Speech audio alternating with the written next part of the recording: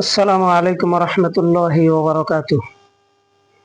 إن الحمد لله والصلاة والسلام على من لا نبي بعده.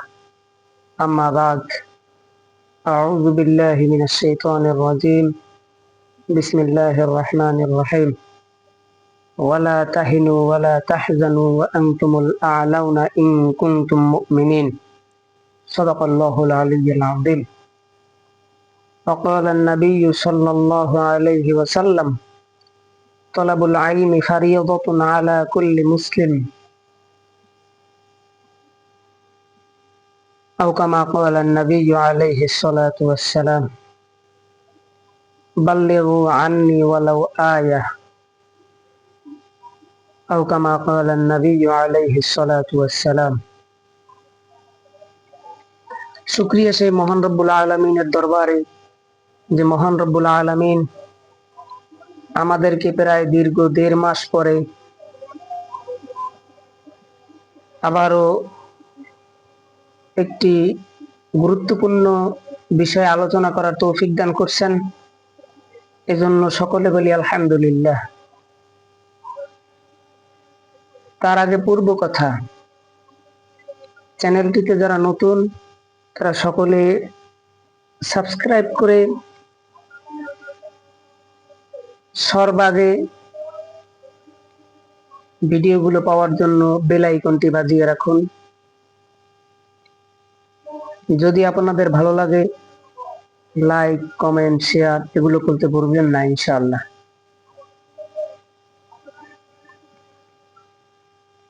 আশা করি আমার দেহে, আমার শরীরে যতক্ষণ পর্যন্ত রক্ত প্রবাহিত হবে ততক্ষণ পর্যন্ত এই চ্যানেলটিতে ইসলাম বিদ্বেষী কোনো ভিডিও, কোনো ভয়েস আপনারা পাবেন না ইনশাআল্লাহ। হ্যাঁ, তবে চ্যানেলটি যদি হ্যাক হয়ে যায় তাহলে এর কথা ভিন্ন। দয়া করে আশা থাকবে আমার সকলে পরিপূর্ণ ভিডিওটি দেখবেন এবং শুনবেন। আশা করি কিছু শিখতে পারবেন এবং অপরকে জানাতে পারবেন। আমাদের এই সিরিজটির নাম দেয়া হয়েছিল তারা কেন পারত, আমরা কেন পারি না। এই সিরিজটির আমাদের এই নাম দেয়া হয়েছিল, যার কারণ মুসলিম বিজ্ঞানীদের কথা এখানে আলোচনা করব। 15 পর্বের একটি সিরিজ, যেখানে আমাদের 12টি পর্ব শেষ হয়েছে আলহামদুলিল্লাহ।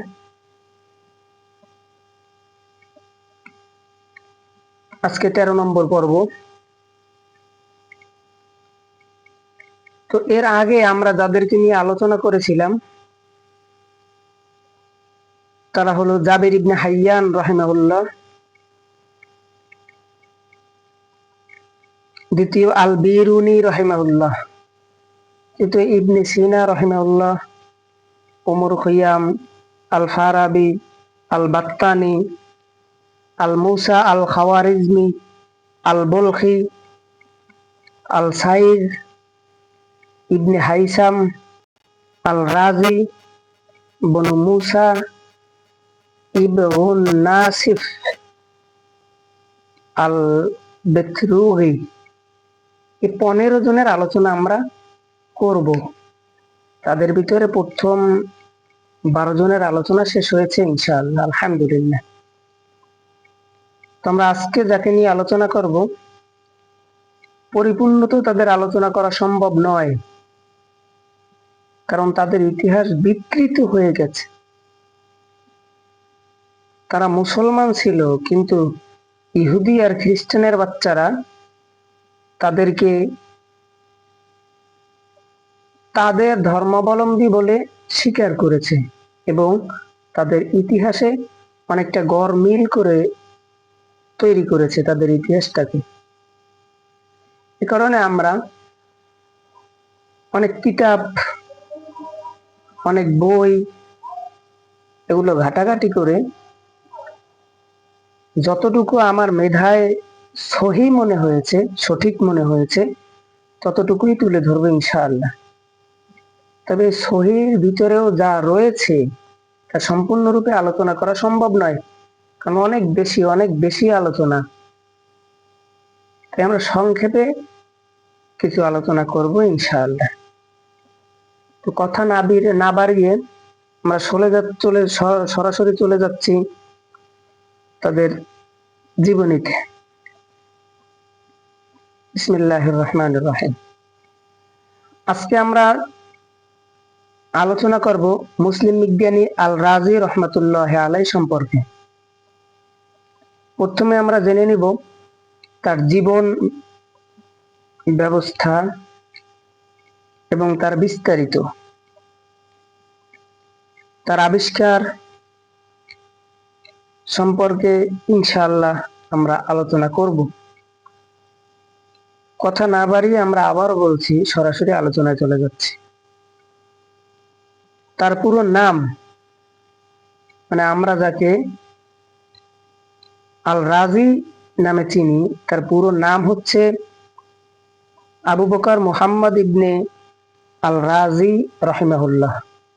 তিনি জন্মগ্রহণ করেছিলেন 865 খ্রিস্টাব্দে। তিনি ছিলেন একজন পারসিক চিকিৎসক, একজন দার্শনিক। তাছাড়াও তিনি চিকিৎসা বিজ্ঞান, আলকেমি ও পদার্থবিজ্ঞানে অন্যান্য বিষয়ে নীতি প্রায় 184 এর বেশি বই লিখেছেন। তাছাড়াও তিনি সালফিউরিক অ্যাসিড আবিষ্কার করেছিলেন।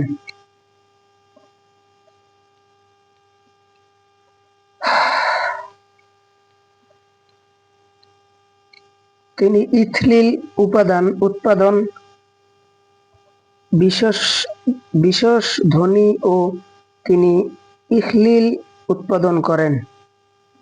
চিকিৎসায় এর ব্যবহার, প্রতিক্রিয়া আবিষ্কার করেন। তাছাড়াও তিনি একজন বিখ্যাত ইসলামী চিন্তাবিদ ছিলেন।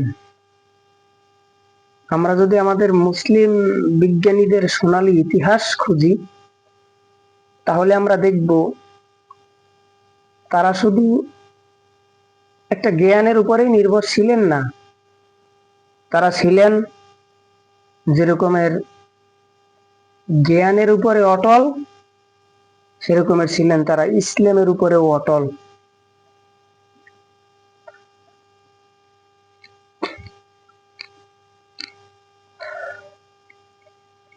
তিনি ছিলেন একজন পারসিক চিকিৎসক এবং একজন দার্শনিক। তাছাড়াও চিকিৎসা বিজ্ঞান, আলকেমি ও পদার্থবিজ্ঞানে এবং অন্যান্য বিষয়ে নীতি প্রায়, আবারও বলছি, 184টির বেশি বই তিনি লিপিবদ্ধ করেছেন। তাছাড়াও তিনি সালফিউরিক অ্যাসিড আবিষ্কার করেছেন। তিনি ইথিলিন উৎপাদন, বিশ্লেষণ ও চিকিৎসায় এর ব্যবহার, প্রতিক্রিয়া আবিষ্কার করেন। তাছাড়াও তিনি একজন বিখ্যাত ইসলামী চিন্তাবিদ ছিলেন।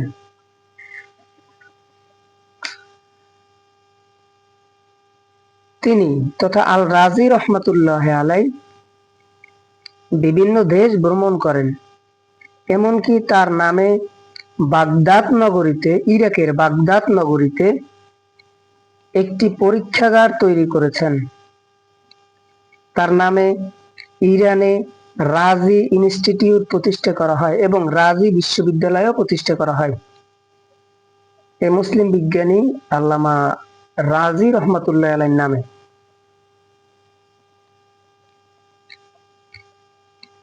ইরানে প্রতি বছর 27শে মে আগস্টে রাজি দিবস পালন করা হয়। তার প্রধান আগ্রহ ছিল রসায়ন, চিকিৎসা বিজ্ঞান ও দর্শন শাস্ত্র। তাছাড়াও তিনি মৌলিক এবং স্থায়ী রেখেছিলেন যার পরিণাম দাঁড়ায় প্রায় 200-এর অধিক পাণ্ডুলিপি লিপিবদ্ধ করেছেন। তার পর্যবেক্ষণ এবং আবিষ্কারের মাধ্যমে চিকিৎসাবিদ্যায় অসংখ্য অগ্রগতির জন্য তার নাম সোনালী অক্ষরে লিপিবদ্ধ থাকবে। তার নাম বলতে আল রাজি রহমাতুল্লাহ আলাইহির নাম সোনালী অক্ষরে লিপিবদ্ধ থাকবে। এবং আবিষ্কারের মাধ্যমে চিকিৎসাবিদ্যায় অসংখ্য অগ্রগতির জন্য তার নাম সোনালী অক্ষরে লিখিত থাকবে। তিনি বাগদাদ ও রে হাসপাতালের প্রধান চিকিৎসক হিসেবে তিনি দায়িত্ব পালন করেন। এই মহান পুরুষ তিনি জন্মগ্রহণ করেছিলেন 865 খ্রিস্টাব্দে এবং ইন্তেকাল করেন 925 খ্রিস্টাব্দে। ইন্না লিল্লাহি ওয়া ইন্না ইলাইহি রাজিউন। আসলে আমরা ভুলে গিয়েছি আমরা তাদের উত্তরসূরি। আমরা এটা মানতেই চাই না, আমরা তাদের উত্তরসূরি। আমরা এখন কি নিয়ে ব্যস্ত? আমরা এখন টিভি নিয়ে ব্যস্ত, আমরা এখন প্রেম নিয়ে ব্যস্ত, আমরা এখন গাড়ি বাড়ি নারী নিয়ে ব্যস্ত, আমরা এখন চাঁদাবাজি আর ধান্দাবাজি নিয়ে ব্যস্ত, আমরা এখন লুটপাট নিয়ে ব্যস্ত, আমরা ঘাট দখল করার জন্য ব্যস্ত। কিন্তু না, মুসলমান তো ঘাট দখল করতে পারে না। মুসলমান ঘাট দখল করতে পারে না। মুসলমান পারে যারা ঘাট দখল করে, যারা চাঁদাবাজি করে, যারা টেন্ডারবাজি করে, যারা রাস্তায় গাড়ি আটকিয়ে তাদের কাছ থেকে জুলুম করে টাকা হাতিয়ে নেয়, এদের বিরুদ্ধে শক্ত মুষ্টি দায়ের করে তাদের সামনে দাঁড়াতে। কিন্তু আমরা ভুলে গিয়েছি এই ইতিহাস। আমরা ভুলে গিয়েছি সেই খালিদ বিন ওয়ালিদের ইতিহাস। আমরা ভুলে গিয়েছি ওমর ইবনুল খাত্তাব রাদিয়াল্লাহু তাআলা আনহুর ইতিহাস। আমরা ভুলে গিয়েছি আলী রাদিয়াল্লাহু তাআলা আনহুর ইতিহাস। আমরা ভুলে গিয়েছি শাহজালাল ইয়ামানি রহমাতুল্লাহি আলাইহির ইতিহাস। আমরা ভুলে গিয়েছি বালাকোটের ময়দানে গাছের ডগায় ঝুলানো সেই আলেমদের ইতিহাস। আমরা ভুলে গিয়েছি মজলুম জননেতাদের ইতিহাস। আমরা ভুলে গিয়েছি মাওলানা ভাসানের ইতিহাস। আমরা ভুলে গিয়েছি শহীদ তিতুমীরের ইতিহাস। কেন কেন ভুলে গিয়েছি? কারণ আমাদেরকে শিক্ষা দেওয়া হয় নাই এই ইতিহাস সম্পর্কে।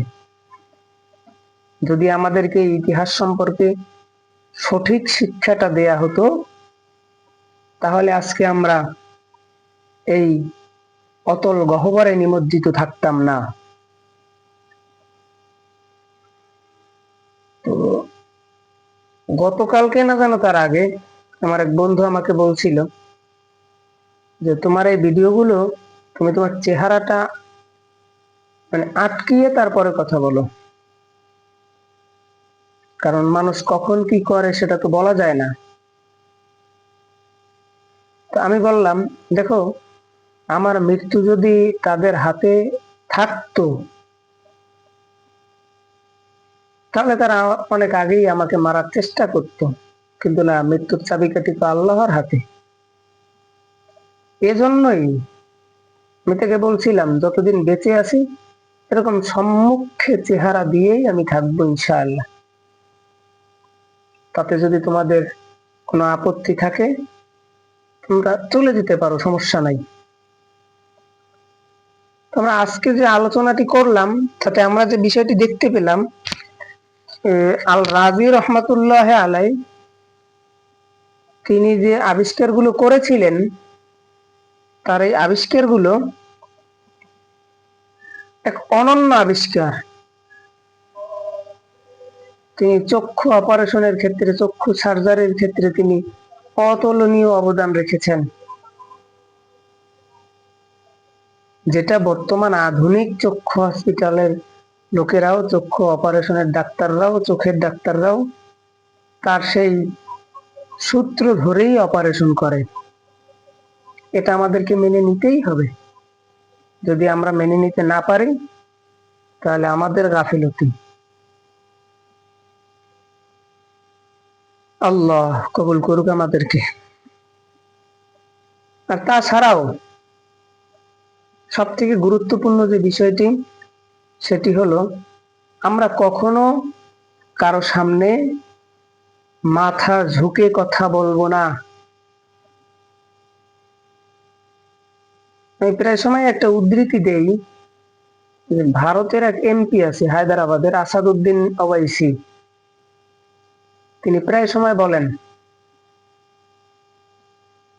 যে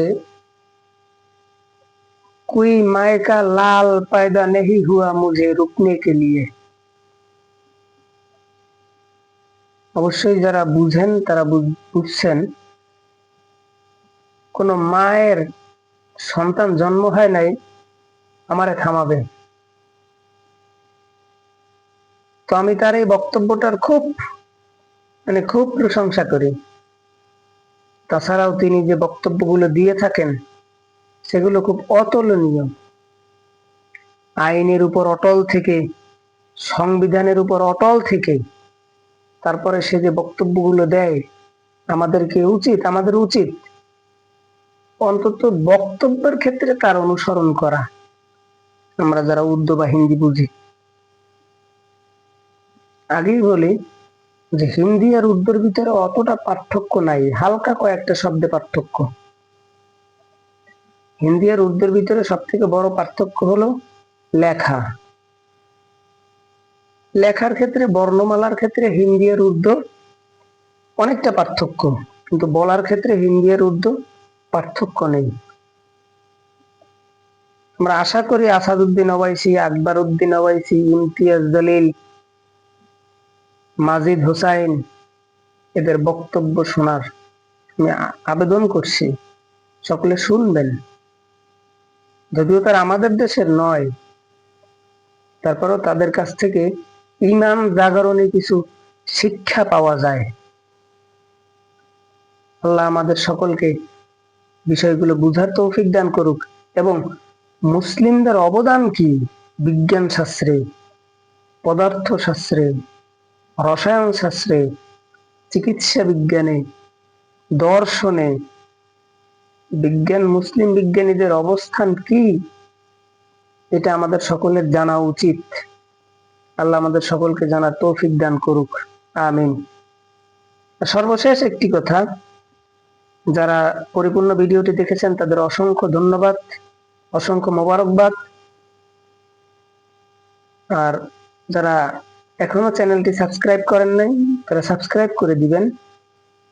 তাতে কি হবে, আপনার একটা সাবস্ক্রাইবের মাধ্যমে একটা ভিডিও আরো অনেক জনের কাছে পৌঁছে যাবে, তো তারাও যেন জানতে পারে, যেন শিখতে পারে।